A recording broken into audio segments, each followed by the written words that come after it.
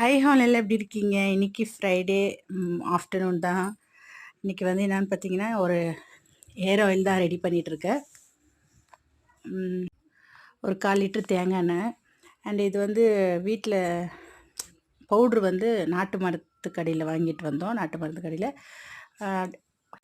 பாப்பாவுக்கு வந்து இந்தமாரி டேண்ட்ரஃப் எல்லாம் இருக்குது, கொஞ்சம் ஹேர் ஃபாலாக இருக்குது. ஸோ நான் வந்து வீட்டில் ஏதேதோ நானும் ரெடி பண்ணி வச்சேன். அந்த hair oil hair oil, hair pack எல்லாம் இருக்குது. பட் ஹேர் ஆயில் எங்களுக்கு சரியாக செட் ஆகலை. ரொம்ப பாப்பாவுக்கு மட்டும் தான், எனக்கு ஒன்றும் இல்லை, எனக்கு ஒன்றும் ப்ராப்ளம் இல்லை. பாப்பாவுக்கு மட்டும் தான் இந்தமாரி நிறைய டேண்ட்ரஃபோ முடி ஹேர் ஃபால் எல்லாம் ஆகுது. ஸோ அதனால மாமா வந்து கடையிலேயே நாட்டு மருந்து கடையில் கேட்கும்போது இதுமாதிரி கொடுத்துருந்தாங்க. இது வந்து போடுங்க, இது சரியாயிடும், நல்லா ஹேர் க்ரோத் ஆகும் அப்படி சொல்லியிருந்தாங்க. ஸோ இது வாங்கிட்டு வந்துட்டு ஒரு 1/4 லிட்டர் எண்ணெய் போட்டு ஒரு 2-3 ஸ்பூன் போட்டு நல்லா கொதிக்க வச்சு எடுத்து வச்சிட்டேன். ஃபஸ்ட்டு எண்ணெய் நல்லா கொதிக்கணும். தேங்காய் எண்ணெய், பியூர் தேங்காய் எண்ணெய் தான் நல்லது.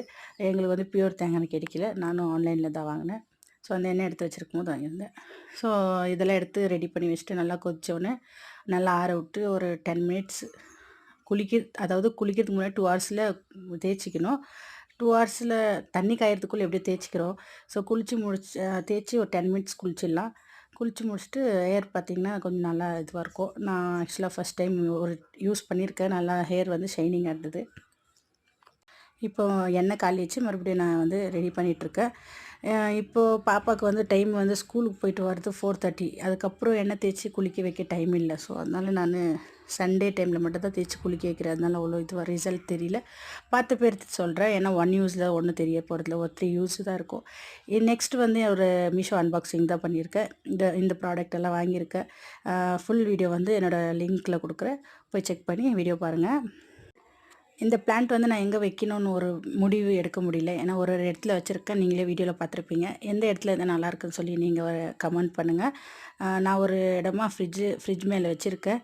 நெக்ஸ்ட்டு வேறு எங்கெல்லாம் வைக்கலான்னு சொல்லிட்டு தான் ஒரு இதுக்காக மட்டும் தான் இங்கே வச்சுருக்கேன். எனக்கு அங்கே கூட செட் ஆகல. ஒரு இதுவாக நல்லா தெரியல, ஒரு லுக்காக இல்லை. ஸோ ஒரு இடமா வச்சா சூப்பராக இருக்கும் இல்லையா? அதனால் நான் இப்போத்துக்கு அங்கே வச்சுருக்கேன். நெக்ஸ்ட்டு ஒரு அரேஞ்ச் பண்ணுவேன், அப்போ வந்து நான் ஒரு இடத்துல வைக்கிறேன். நீங்கள் எங்கே வச்சா நல்லாயிருக்கும்னு சொல்லி ஒரு கமெண்ட் பண்ணுங்கள். அண்ட் நைட் டின்னர் வந்து நானும் மாமா வந்து ஒரு ஓட்ஸ் மாரி பண்ணி செஞ்சு சாப்பிட்டுட்டோம். அது வந்து உங்களுக்கு ஃபுல்லாக எப்படி செய்யணும்னு சொல்லி கமெண்ட் பண்ணுங்கள். நான் வேணால் நெக்ஸ்ட்டு ஷார்ட்ஸில் போடுறேன்.